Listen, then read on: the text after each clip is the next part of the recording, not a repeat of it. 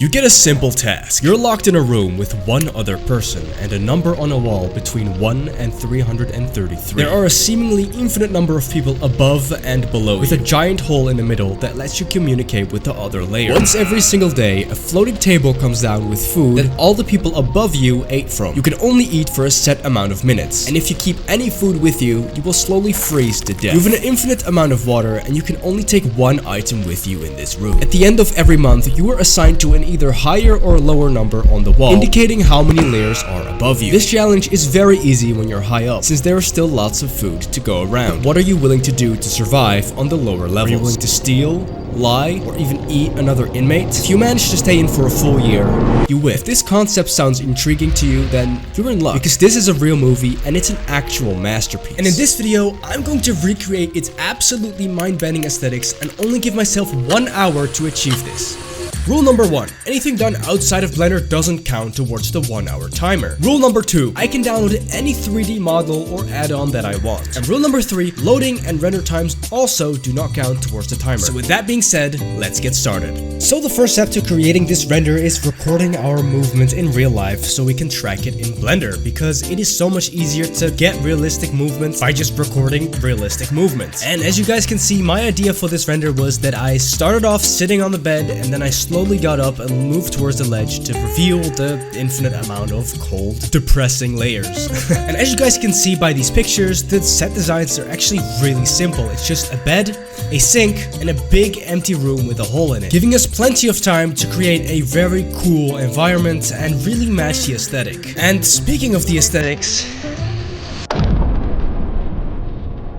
the platform has a vast number of different aesthetics. When you're high up, it's yellow, nice, warm, nostalgic, and giving you the feeling of safety. But as you start to go more down the levels, you notice that it gets more and more bluish, giving you this cold and claustrophobic and uneasy feeling, as if this isn't a huge tower, but more a deep hole in the ground. And that is exactly the aesthetic I want to recreate. This cold, clinical feel that something bad could happen at any moment. Quite literally the polar opposite of nostalgic. Okay, so firstly, we need to establish where everything is going to be in our scene, so it's actually kind of obvious because this is my bed, here's the sink, and here is the hole roughly. But first, we need to shrink everything because this is 2 meters, so this is way too big. I vastly overestimated how easy it was to match everything up because my proportions were way off when I recorded this, so I struggled for so long to get this right, and it really was just a waste of time because we're on a time crunch. Not only were the proportions of my room off, the animation position was also just way off, so I spent like 10 minutes making everything perfect. Alright, now we can actually start building the room, which should be very easy. Famous last words. So right now we're gonna add a sink, and we just need a sink that makes sense in this setting. So I just need like an old sink, none of this fancy stuff. Yeah, I think this is the best we have. Alright, this should be good. I'm gonna turn the room into a rectangle rather than a square because it just makes the animation a whole lot easier. And with our basic shape done, we can start building out the room in 3D because right now it is just a bunch of flat plane. So what we do now is we are going to make sure that this is 3D. So what we're gonna do is we're gonna select this face, hit E, make it thick. That's better. And now we're gonna create a nice wall. So extrude this. Jesus Christ! Fill that in, extrude it out. So now we have our little room. When we look at rendered view, it's gonna be completely dark because we have no lights. And this movie has the easiest lighting setup I've ever seen. It's just a bunch of big blocks of light on each level, which is super easy, but just takes quite a bit of time. So what we're gonna do is we're gonna add a cube, shrink that down, shrink that sideways. Then we make this a little larger, copy that over, and there we have our lamp. What we're gonna do now is we're gonna make sure that this lights up. So we're gonna create a new texture and give it that nice blue light. And just like that, we have lighting in our scene. So if we look at this right now, it looks really bad because there's no textures, but the light works. And when I said that the lighting setup was easy, it was literally as simple as just copying and pasting it everywhere. So on the long strips, I did 4, and on the short strips, I did 3 lamps. And just like that, we have nice lighting. And now it looks nothing like the original because we don't have any texture textures for it to interact with. So let's quickly add some nice looking textures. Since this is all concrete, I think we can just get away with using the same texture everywhere. I really like this one because it has a lot of depth, which will interact nicely with the light. So I'm gonna use this one, I think. And originally I thought this texture would match nicely with the big blocky textures of the movie, but I ended up swapping it out for a different texture later on in this video. Now you can see that it does interact with the walls, but it doesn't look that great. So we're gonna increase this, and that looks amazing. I'm probably gonna make these tiles a lot larger, just because in the movie they are very large as well, just like this. And just play around with it, because these are very interesting textures. And just like that, we have our basic setup. But now, have the shape that we want to cut out, and I'm gonna elongate this. When we click on our model, we're gonna add a boolean, which basically tells us, use this and cut it out. Remove this, you will start to see, oh my god, it's cut out. So after we created our hole, I spent some time fixing up these missing faces, and our room was basically done. And with that being said, we can start working on the animation itself. So if you play our animation right now, it already looks pretty decent. But for some reason, it looks off because we are right now way too tall, and these are also way too high up. So let's fix that really quickly. It should be this high, and this should be a lot lower. And for some reason, we are 7 foot tall, which is just not realistic at all. So let's fix that real quick. But right here, he stands up, so that's where we have an opportunity to keyframe this. So boom, that already looks a lot better. Let's see how that looks. So he sits down and he stands up and he's a lot less tall. Perfect. Now the scale actually makes sense. So now we can start trying to match the aesthetic of this movie,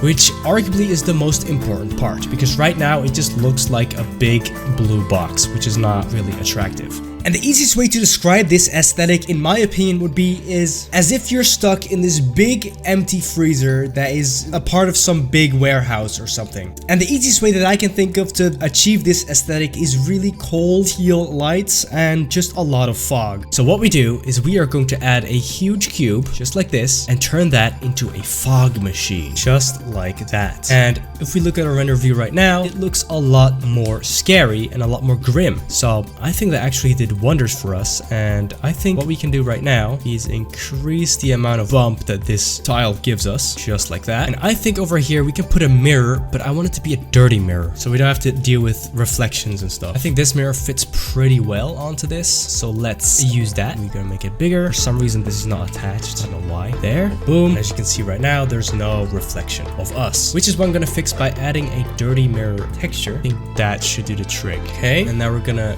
go in here, and I think it's a little too dirty, so let's see if we can fix that somehow. Okay, and right now it is dirty, but you can still kind of see who or what. And the biggest problem with reflections is that you need a person to be behind it, and humans are notoriously difficult to do in 3D, especially if you only have 1 hour. So I think I have a pretty creative fix. So what I want to do is I want to vaguely create a human that follows the camera, that just for reflections. So I think this should be good. Honestly, that should be more than good. I think this guy's better actually, because he's holding the phone in the right spot already. We're gonna add him behind the camera like this. So how we can do that is we gonna hold them both just like that and hit Control P, parent object, and now it should follow the camera just like this. Okay, it's kind of to the side as you can see, so let's fix that.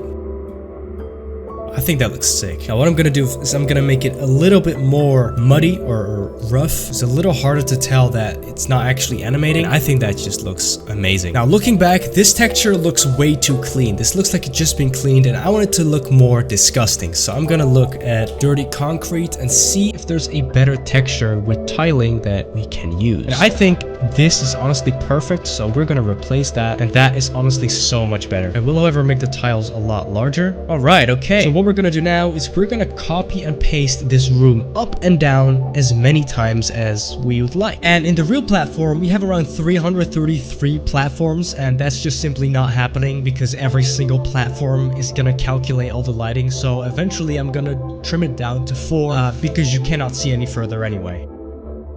Alright, so as you guys can see right now, I have made an array modifier that just makes everything go down. Great, so what I'm gonna do now is I'm gonna copy and paste this and make it go upwards, and we should be good. So when I start looking up, I wanna make sure that people can see a little bit more how many of them are up there. It's still so funny to me. So I'm gonna move this from here to here, like this. Nice. Okay, awesome. So what I'll do right now is I'm gonna merge all of these lamps together and do the exact same. Array modifier, everything.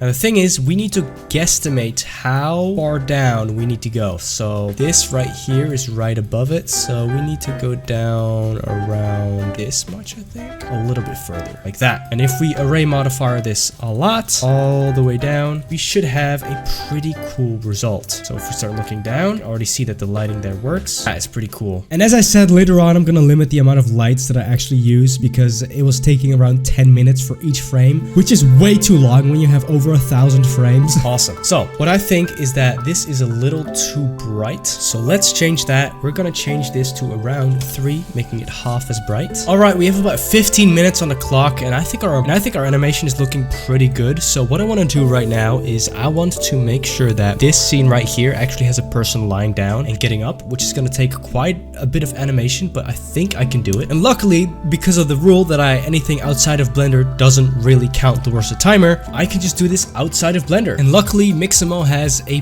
bunch of cool animations that we can use, and I think this animation could work if we just reverse it somehow. So yeah, let's download that. But first, let's look for a human like this person right here. I think he'll do just fine. Yeah, he's a little bit emo, but we're not gonna see his face, so that's all good. Let's download this animation right here and import it into our scene. And hopefully our Blender project doesn't crash. Oh my god, thank god. I'm going to save right now in case it crashes and turn off this fog because it makes this look unusable. There we go, that's better. Okay, so now we have this right here. Where's our model? There it is. And what we can do is we can scale this to be inwards, just like that. So if we go on play view right now, look at this animation, it seems like he's getting up. Awesome. And we're gonna shorten this out a little bit because he gets up quite fast, just like this. Let's see if this looks good. This should look pretty realistic. How does that look?